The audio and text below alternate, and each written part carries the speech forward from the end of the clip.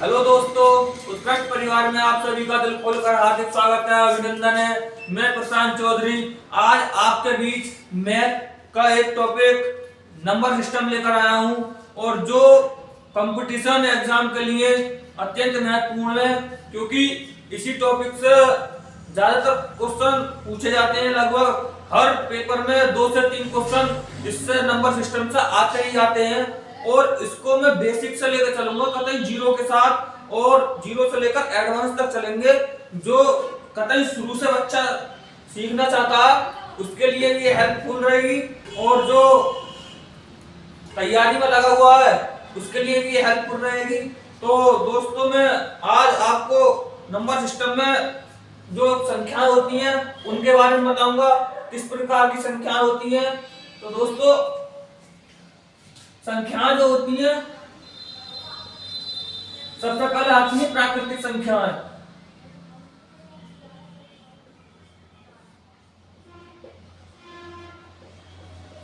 प्राकृतिक संख्याएं वे होती हैं जो प्रकृति के द्वारा हमें प्रदान की गई हैं, या कह सकते हैं जिनकी खोज नहीं की गई है, वे प्राकृतिक संख्याएं होती हैं। या जो किसी की सहायता से न बनी हो, वे प्राकृतिक संख्याएं होती हैं। ठीक है, तो एग्जाम्पल में लेंगे 1, 2, 3, 4, 5, 6, 7, 8, 9, ये सभी संख्याएं प्राकृतिक संख्याएं होती हैं। और इसमें हमने जीरो को इसलिए नहीं लिखा क्योंकि जीरो की खोज हुई है, तो जीरो हमारी प्राकृतिक संख्या नहीं है। कभी कभी ये क्वेश्चन पूछ लिया जाता है कि निम्नलिखित में से कौन सी प्राकृतिक संख्या नहीं है, और ऑप्शन में जीरो दे दिया जाता है। तो दोस्तों, जीरो जो है हमारी प्राकृतिक संख्या नहीं है, इसे हमें ध्यान रखना है। एक होती है भाज्य संख्याएं।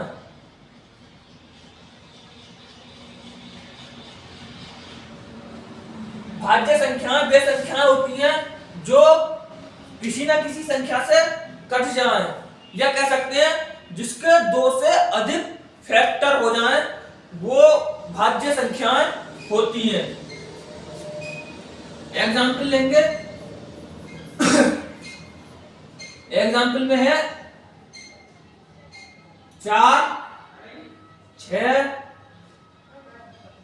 8, 9, 10, 12, 15, ये हमारी सभी भाज्य संख्याएं होती हैं। ये जितनी भी मैंने संख्याएं लिखी हैं, और ये अंत तक कोई सी भी भाज्य संख्या वो हो सकती है जो किसी न किसी संख्या से कट जाए। तो दोस्तों, ये भाज्य संख्या हो गई। अब अगली आती है अभाज्य संख्याएं।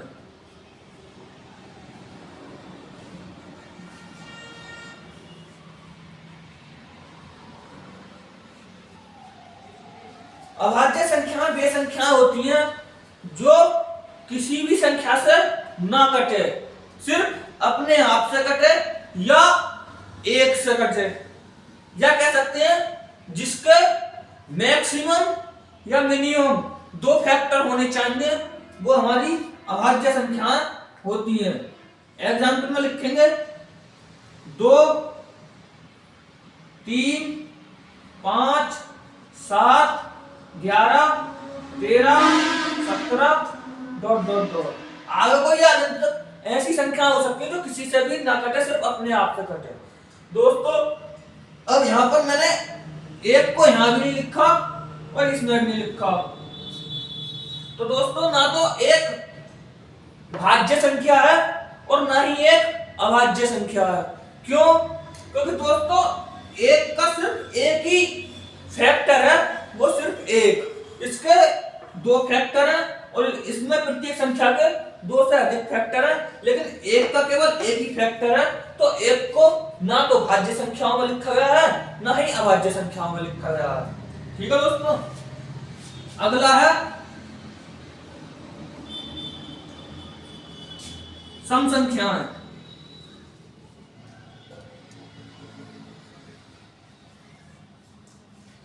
सम संख्याएं वे संख्याएं होती हैं जो सिर्फ 2 से कटे, या कह सकते हैं जो भी संख्या 2 की गुणज होगी वो सम संख्याएं होंगी। ठीक है, एग्जाम्पल लेते हैं 2, 4, 6, 8, 10, 12, 14, 16 अनंत तक। यानी कि जो संख्या 2 का गुणज होंगी या 2 से कटती हो वो सम संख्याएं होती हैं। अगला है विषम संख्याएं।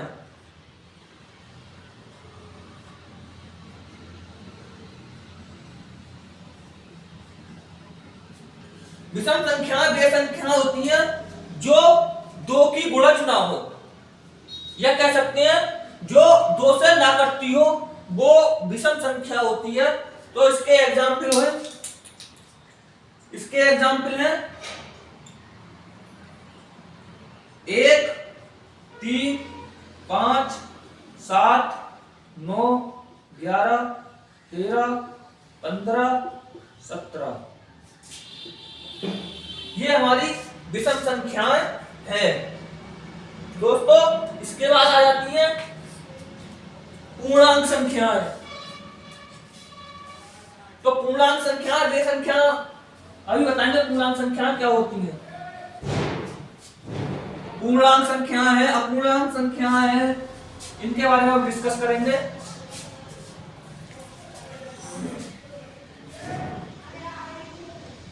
पूर्णांक संख्या, ठीक है। पूर्णांक संख्या वे संख्या होती है जो अपने आप में पूर्ण हो। इसके शब्द से ही पता लग रही है कि पूर्णांक, पूर्णांक का मतलब पूर्ण अंक, यानी कि जो संख्या पूर्ण होगी वही पूर्णांक संख्या होती है। ठीक है, एग्जाम्पल में लिखेंगे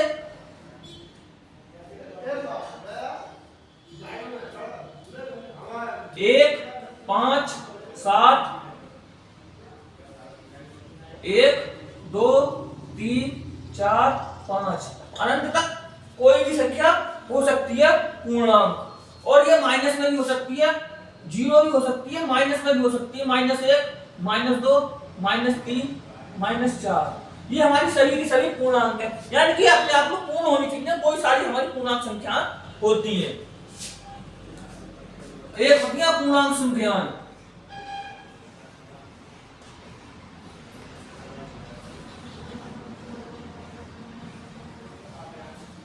अपूर्णांक संख्याएं वे संख्या होती है जो अपने आप में पूर्ण ना हो, यानी कि पूर्ण ना हो वे संख्या अपूर्णांक संख्या होती है। एग्जाम्पल में लेंगे सबसे पहले पाई लेंगे, रूट के अंदर 2, रूट के अंदर 3, रूट के अंदर 4 नहीं लेंगे क्योंकि रूट के अंदर 4 जो होता है वो बाहर निकलकर 2 हो जाएगा, और जब वो 2 हो जाएगा तो वो एक पूर्णांक संख्या बन जाएगी। तो इसलिए हम 4 नहीं लेंगे, 4 की जगह हम 5 ले सकते हैं।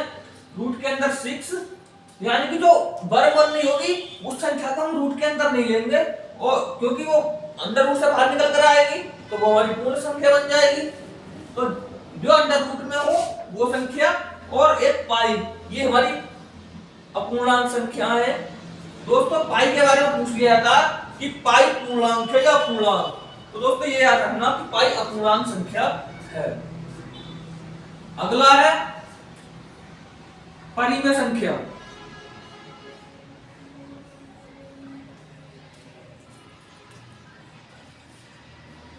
परिमेय संख्या वो होती हैं जो P/Q के रूप में लिखी जा सकती हो। ठीक है, P/Q के रूप में लिखी जाए।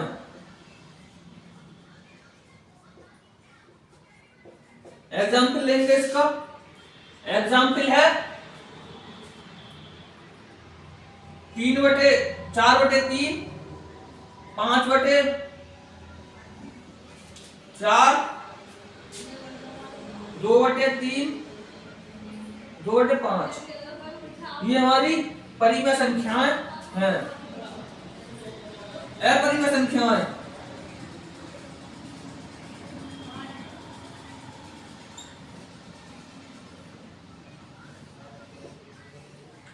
वे सभी संख्याएं जो p अपॉन q के रूप में ना लिखी जाए वे हमारी अपरिमेय संख्याएं होती हैं। p अपॉन q के रूप में ना लिखी जाए। एग्जाम्पल लेंगे,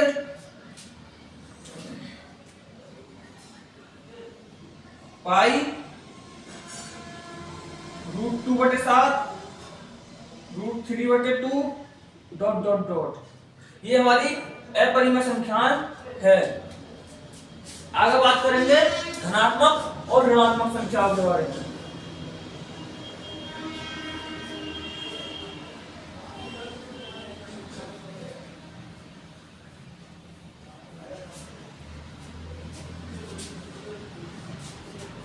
धनात्मक संख्याएं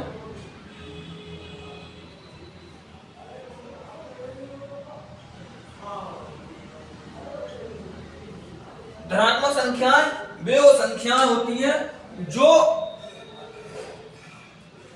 प्लस में 1 से लेकर 1 से लेकर अनंत तक जाएं, वो हमारी धनात्मक संख्याएं होती हैं। एग्जाम्पल, 1 से लेकर अनंत तक ये हमारी सारी धनात्मक संख्याएं होती हैं। ऋणात्मक संख्याएं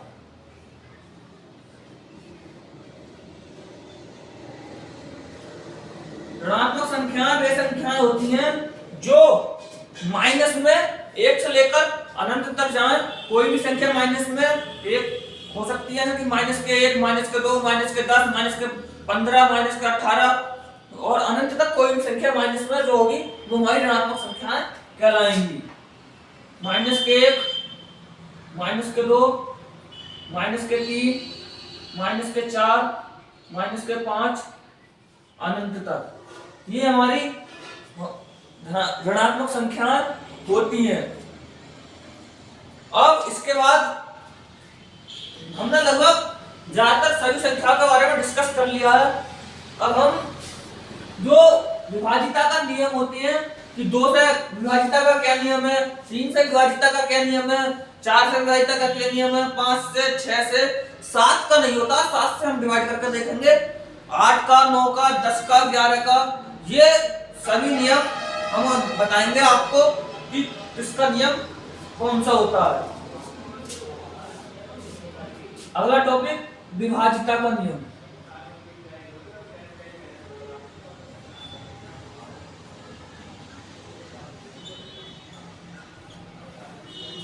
विभाजिता का नियम यानी कि अगर हम इस चीज को याद रख सकते हैं तो हमारा पेपर में टाइमिंग कम लगेगा, क्योंकि जो चीज हमें याद होती है उससे हम अगर नियम हमारे याद है तो हम पेपर में जो क्वेश्चंस आएंगे उनको हम आसानी से कर सकते हैं।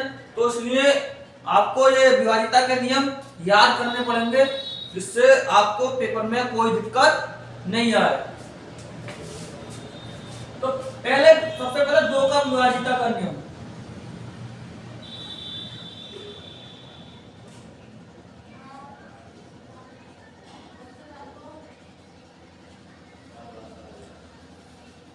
दो का विभाजिता का नियम ये कहता है कि अगर किसी संख्या के लास्ट में 0 है, 2 है, 4 है, 6 है, 8 है, वो सारी की सारी संख्या हमारी 2 से विभाजित हो जाएंगी। किसी संख्या के अंत में अगर 0, 2, 4, 6, 8 आदि आते हैं तब वह संख्या 2 से अवश्य विभाजित होगी। एग्जाम्पल लेते हैं। 780, 642, 384, 706,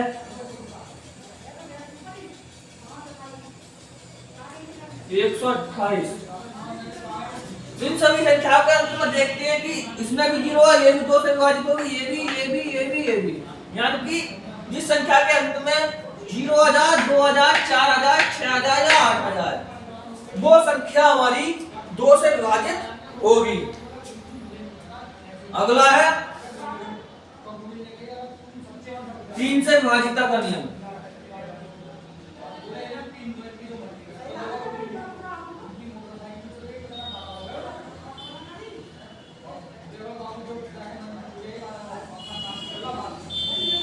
तीन से विभाजिता का नियम ये कहता है कि जो हमारी संख्या है उसके अंकों का योग 3 से विभाजित होना चाहिए, तब वह 3 से विभाजित हो जाएगी संख्या।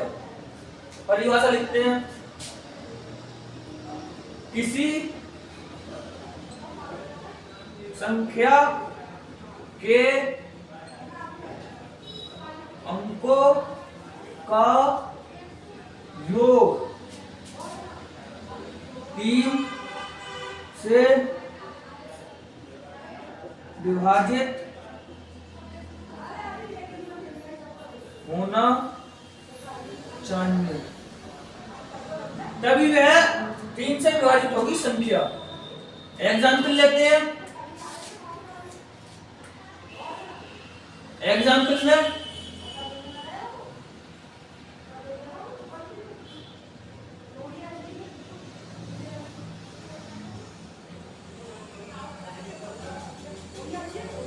इस संख्या को देखते हैं, और ये नहीं होगी। इस संख्या को देखते हैं कि ये विभाजित है या नहीं। तो 3 से डिवाइड करेंगे, 3 एकम 3, 3 एकम 3, एक कैरी का झगड़ा, 3 चौक 12, यानी कि ये वाली संख्या 3 से हमारी विभाजित हो जाएगी। यानी कि हमारा नियम ठीक है कि किसी भी संख्या के अंकों का योग हमारा 3 से विभाजित होने है। इसके अंक देखते हैं, 3, 6 और 3, 9, ये 3 से हमारी विभाजित हो जाएगी। नेक्स्ट संख्या देखते हैं, 2 और 1 3, 3 और 3 6, 6 और 6 12, अंकों का योग 12 आ गया। 12 को 3 से डिवाइड करेंगे 4, यानी कि यह संख्या भी कंफर्म है कि 3 से डिवाइड हो जाएगी। तो देखते हैं इस संख्या को 3 से डिवाइड होती है या नहीं। 3 से डिवाइड करेंगे, 3 सत्ते 21, 3 एकम 3, 3 दूनी 6, यानी कि 3 सत्ते 21, 3 एकम 3 और 3 दूनी 6, ये संख्या भी हमारी 3 से डिवाइड हो जाएगी। अगला है 4 का नियम।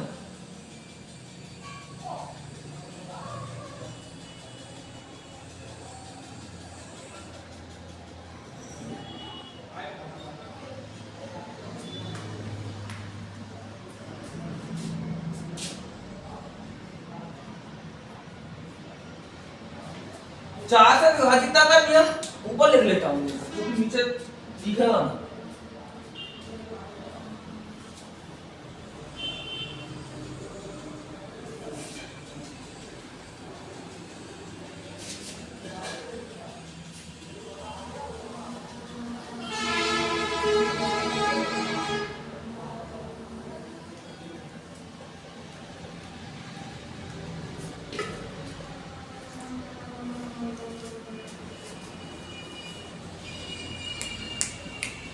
चार से विभाजिता का नियम,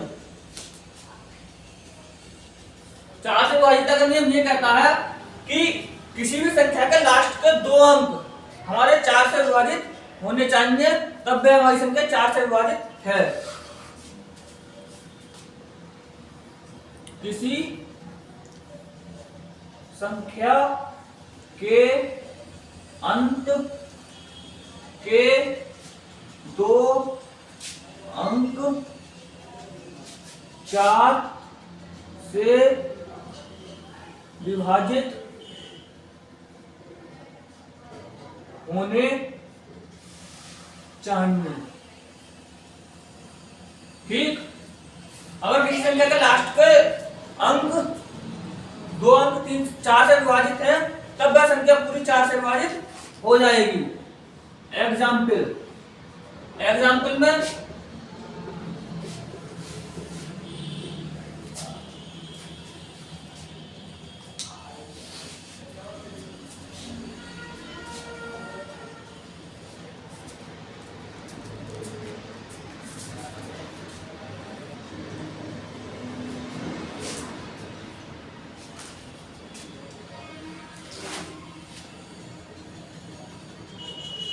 ठीक है, इसे देखते हैं इसके अंक विभाजित है या नहीं। ठीक है, इसके ये लास्ट में 2 12 है, 4 से विभाजित हो जाएंगे तो ये संख्या भी आसानी से 4 से विभाजित हो जाएगी। डिवाइड करके देखते हैं। 4 सत्ते 28, 3 कैरी गया 32 हो गए और 3 अट्ठे 32। ठीक, 4 अट्ठे 32। ठीक है, अब अगला है, इसे देखते हैं। ये लास्ट के 2 अंक है, 4 से विभाजित होते हैं या नहीं। तो 52 है, 52 को 4 से विभाजित करेंगे तो 4 एकम 4, इधर गया कैरी गया हो गए 12, 4 किया 12। डिवाइड है तो ये संख्या भी 4 से विभाजित हो जाएगी। इसको देखते हैं। 4 एकम 4, 3 हो गए 36 हो गए, तो ये हो जाएगा 4 नाम 36। ये भी हमारी 4 से विभाजित है, यानी जो संख्या है सभी की सभी 4 से विभाजित है। ठीक है दोस्तों, अब मिलते हैं अगली वीडियो में। हेलो दोस्तों, अब मिलते हैं अगली वीडियो में। ठीक है दोस्तों।